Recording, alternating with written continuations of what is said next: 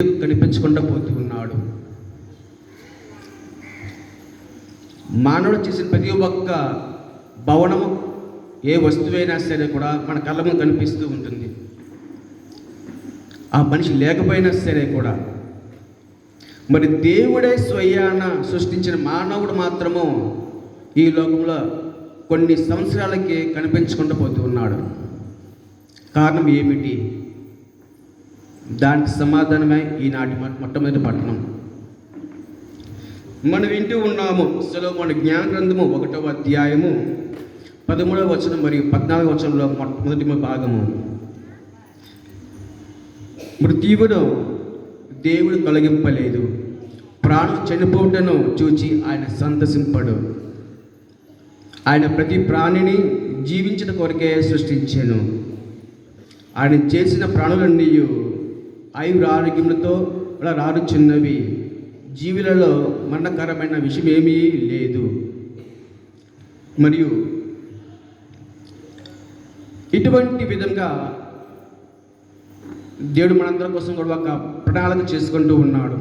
అదేవిధంగా మనం చూస్తూ ఉన్నాం 2వ అధ్యాయం 23వ వచనం కూడా, దేవుడు నరుని అమరునిగా చేశాను, అతని తన వలె అమరునిగా చేశాను. ఈ విధంగా దేవుడు మన మీద కలిగిన ఒక ప్రణాళిక ఇది. అందులో జీవించాలని, అమరునిగా ఆయన వలె కలిసి జీవించాలని, ఆయనతో కలిసి జీవించాలని, ఆయన వలె జీవించాలని. కానీ మానవుడు ఎందుకు అంతరించిపోతూ ఉన్నాడు? కలగర్భంలో కలిసిపోతూ ఉన్నాడు. దాన్ని కూడా సమాధానం ఇక్కడ చూస్తూ ఉన్నాం. సొలొమోను జ్ఞాన గ్రంథము 1వ అధ్యాయము 16వ వచనం, కానీ దుష్టులు తమ వాక్క్రియల ద్వారా మృత్యువును ఆహ్వానించిరి, చావును తన నేస్తురాలునిగా భావించి దానితో కుదుర్చుకొనిరి.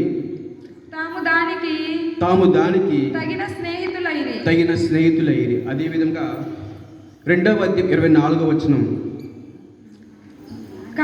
కానీ పిశాచము అసూయ వలన మృత్యువు లోకములోనికి ప్రవేశించెను. పిశాచ పక్షమును అవలంబించువారు చావును చూతురు. Praise the Lord, praise the Lord. ఇప్పుడు అందరూ కూడా మరణిస్తూ ఉన్నారు.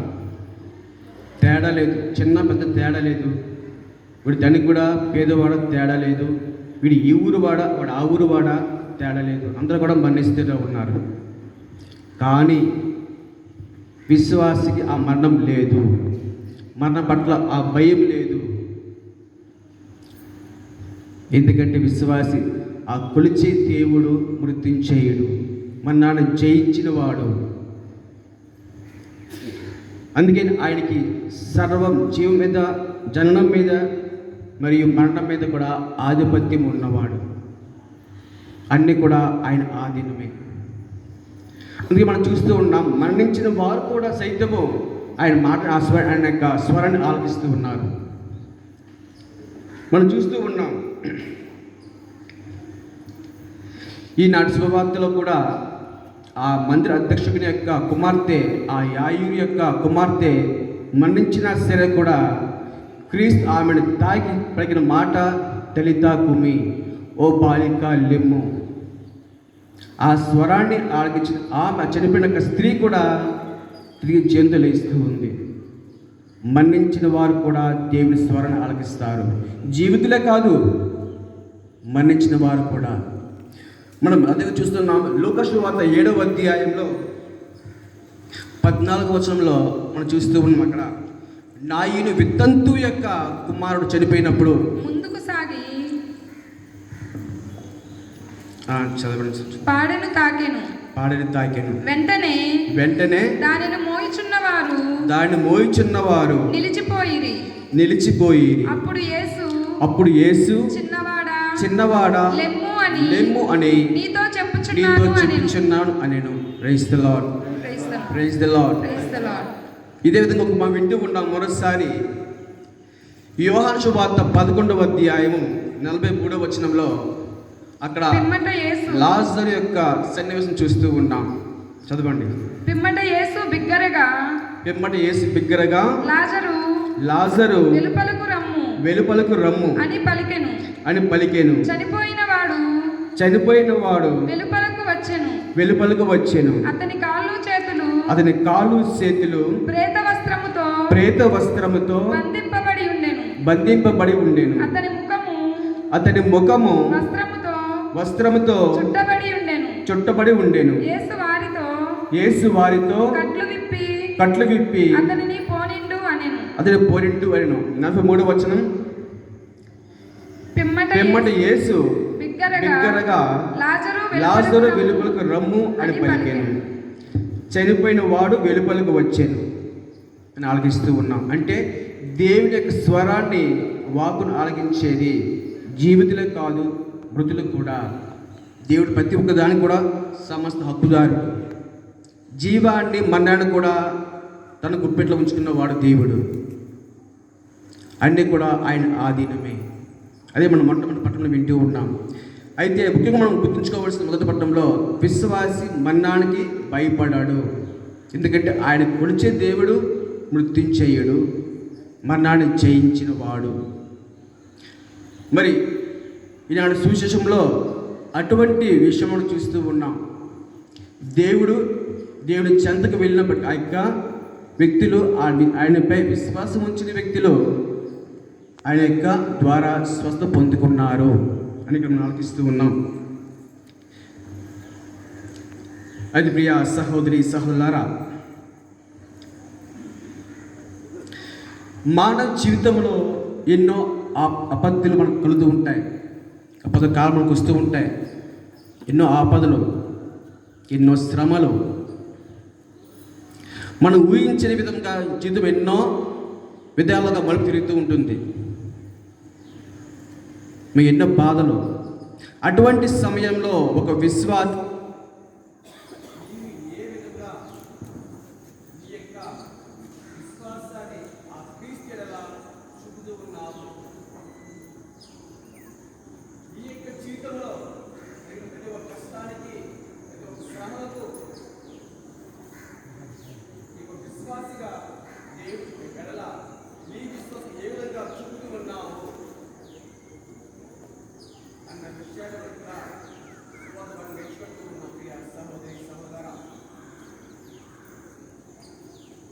అయితే క్రీస్తుగా సమాధానం ఇస్తూ ఉన్నాడు. మార్కు వార్త 5వ అధ్యాయం 36వ వచనంలో ఆయన ఎన్నిక చెప్తూ ఉన్నారు. యేసు వారి మాటలు లక్ష్య పెట్టగా ఆ మంది రక్షకుడితో ఏ మాత్రము అదే పడకము విశ్వాసం కలిగి ఉండము. తన కుమార్తె పక్క చనిపోయింది. ఆ వార్త విన్నాడు. అయినా సరే కూడా ఆ క్రీస్తు పైన మాట ఆలోచిస్తూ ఉన్నాడు. తన విశ్వాసం అంత గొప్పగా కనిపిస్తూ ఉంది ఇక్కడ. అందుకే నువ్వు భయపడకు, అధైర్యపడకు, నీ విశ్వాసం కలిగి ఉండు.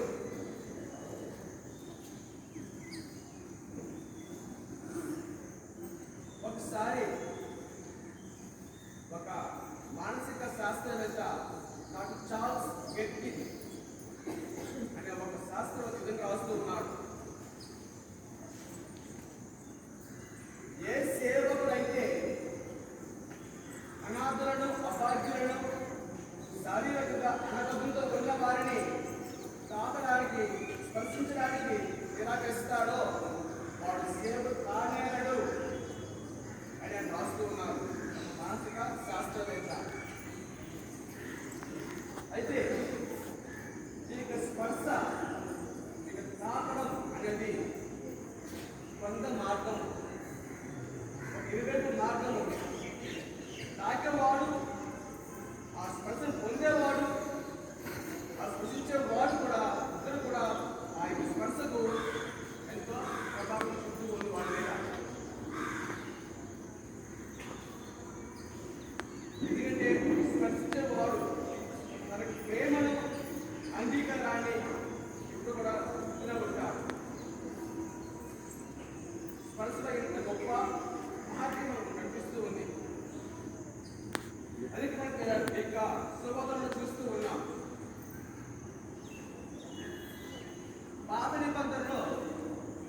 స్పర్శ గురించి చాలా నిబంధనలు పెట్టి చట్టాలు పెట్టి ఆ పనులు కూడా నియంత్రించారు. ఈ యొక్క టచ్, ఈ యొక్క తాకిడి, ఈ స్పర్శ కొంతవరకు మాత్రమే ఉంటారని ఆ నియమాలు చట్టాలు పెట్టిదని నియంత్రిస్తూ ఉన్నారు. కానీ క్రీస్తు మాత్రానికి అతీతంగా వెళ్ళి ప్రతి ఒక్క కుష్ఠరోగిని కూడా తాగి స్వస్థపరుస్తూ ఉన్నారు. ఆ రోజుల్లో ఆ కుష్ఠు వాళ్ళు కానీ, ఈ రక్తస్రావంతో ఉన్న వాళ్ళు కానీ, చెడిపోయిన వాళ్ళు కానీ తాగరాదు. తాగితే వారు అశుద్ధులు. అటువంటి చట్టాన్ని కూడా పక్కన పెట్టేసి యేసయ్య ప్రతి ఒక్క కుష్ఠరోగిని కూడా తాగి స్వస్థపరిచారు. ఆ విధంగానే ఇక రక్తస్రావంతో ఉన్న స్త్రీని సంఘం నుంచి వెలివేయవలసిందే, తన కుటుంబం నుంచి బయట పెట్టవలసిందే. ఏ ఒక్కరు ఆమె తాగదు. కానీ ఆమె క్రీస్తు తాగుతూ ఉన్నది.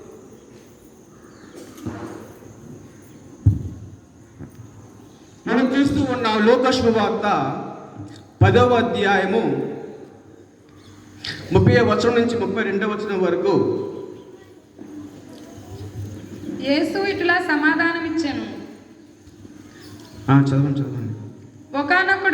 ఒకానొకడు యెరూషలేము నుండి యెరికో నగరమునకు వెళ్ళుచుండెను. త్రోవలో అతనిని దొంగలు చుట్టుముట్టి దోచుకొని గాయపరిచి కొన ఊపిరితో విడిచిపోయేది.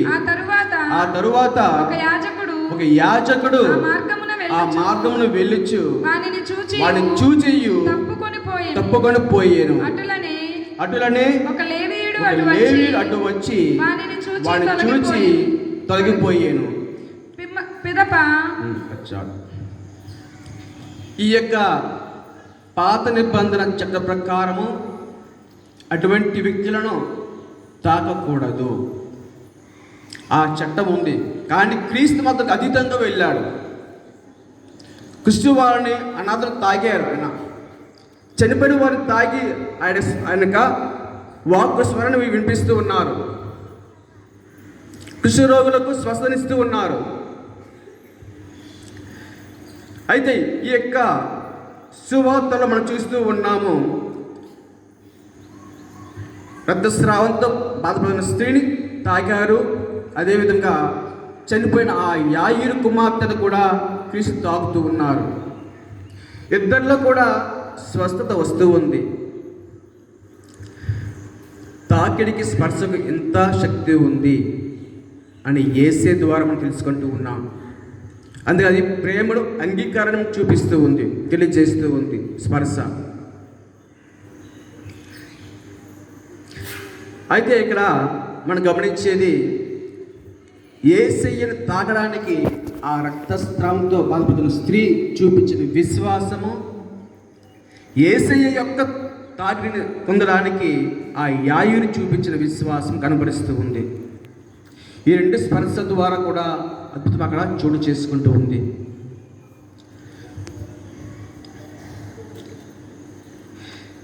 మరి మనం చూస్తూ ఉన్నాము, ఎంతోమంది జనసమూహము క్రీస్తు తాగుతూ ఉన్నారు. కానీ ఎవరు కూడా ఎటువంటి స్వస్థలు పొందలేదు. కానీ ఆ స్త్రీ మాత్రం ఎప్పుడు తాగిందో ఆమె స్వస్థ అవుతూ ఉంది. కారణం, ఆమె స్పర్శలో ఆ విశ్వాసాన్ని చూపిస్తూ ఉంది. ఆ ప్రగాఢ విశ్వాసం అక్కడ ఆమె కనపరుస్తూ ఉంది. అలానే మన జీవితాల్లో కూడా ఎన్నో బాధలు మనకు ఉంటాయి. మనం ఊహించని కష్టాలు మనకు వస్తూ ఉంటాయి. చాలామంది అవుతూ ఉంటారు, ఇదిగో మాకు తలనొప్పిగా ఉందండి, మాకు కాళ్ళ నొప్పులు ఒళ్ళు నొప్పులుగా ఉన్నాయండి, మాకు ఇల్లు స్థలం కావాలి, లేకపోతే మాకు బ్లడ్ క్యాన్సర్, మాకు క్యాన్సర్ ఉంది, నాకు ప్రార్థించండి అని కోరుతూ ఉంటారు. ఎంతోమంది దేవుడి చెంతగా వస్తూ ఉంటారు. మరి ఎంతోమంది రకరకాల స్థలాలకు వెళ్తూ ఉంటారు. ఇನ್ನು గోవా వెళ్ళాలి, శౌరు వారి యొక్క సమాధిని తాకాలి, గుడదలో వెళ్ళి మరి మాది పాదాలు తాకాలి, అవుట్పల్లికి వచ్చి తమ్మిగారికి పాదాలు తాకాలి. అలా ఎంతోమంది వస్తూ ఉంటారు, ఎంతోమంది జనసమూహం వస్తూ ఉంటుంది. అయితే నీవు తాకినప్పుడు నీ విశ్వాసం ఎలా ఉంది? నీ విశ్వాసం ఎంతగా ఉంది? అది మనం ఆత్మప్రశ్న చేసుకోవాలి. ప్రియ సహోదరి సహోదరులారా, సువార్త మనం వింటూ ఉన్నాము. ఆ యాయూరు అధికారి ఏమంటూ ఉండదు, ఇగో నీ వచ్చి ఇగో ఆ బాలిక పైన తమ హస్తమును ఉంచినా చాలు, ఆమె స్వస్థ పొంది జీవించగలదు. ఆ తాకిడి పొందాలని ఎంతో విశ్వాసంతో తగతగలు ఆడుతూ ఉన్నాడు. మన జీవితాల్లో కూడా అదే విధంగా కష్టాలు ఉంటాయి, ఎన్నో సమస్యలు మనకు వస్తూనే ఉంటాయి. అవి లేకుండా మనం ఉండలేము. అవి మన జీవితాన్ని తప్పనిసరిగా వస్తాయి, ఎవరు లేకుండా ఉండరు. కాబట్టి ఆ సమస్యలు పోవడానికి క్రీస్తు చెంతకు వెళ్ళినప్పుడు నేను ఎటువంటి విశ్వాసంతో వెళ్తూ ఉన్నాను? ఎంతోమంది జనసమూహం వస్తూ ఉంది, కృష్ణ తాగుతూ ఉన్నారు, ఎవరికి ఏం కాలేదు, ఎవరికి ఎటువంటి అద్భుతం జరగలేదు, ఎటువంటి స్వస్థత జరగలేదు. కానీ ఆమె మాత్రమే ఆమె తాకినప్పుడు స్వస్థత పొందుకుంటూ ఉంది. ఆమె కనపరిచిన ఆ యొక్క ప్రగాఢమైన విశ్వాసం, ఆ చంచల విశ్వాసం ఆమె అక్కడ చూపుతూ ఉన్నది. అది ప్రియ సహోదరి సహోదరా,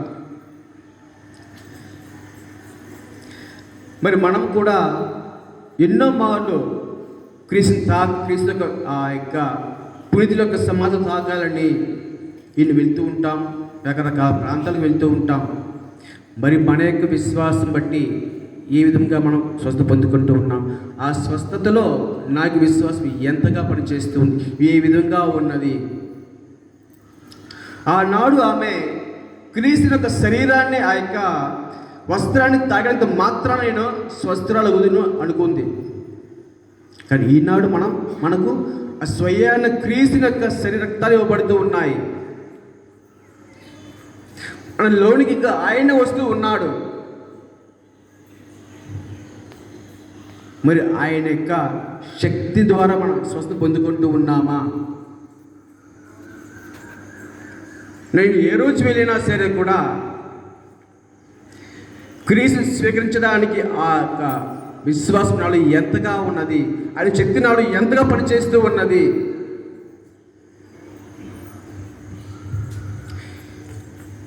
మనకు మనం ప్రశ్న వేసుకోవాలి ప్రియ సహోదరి సహోదరులారా.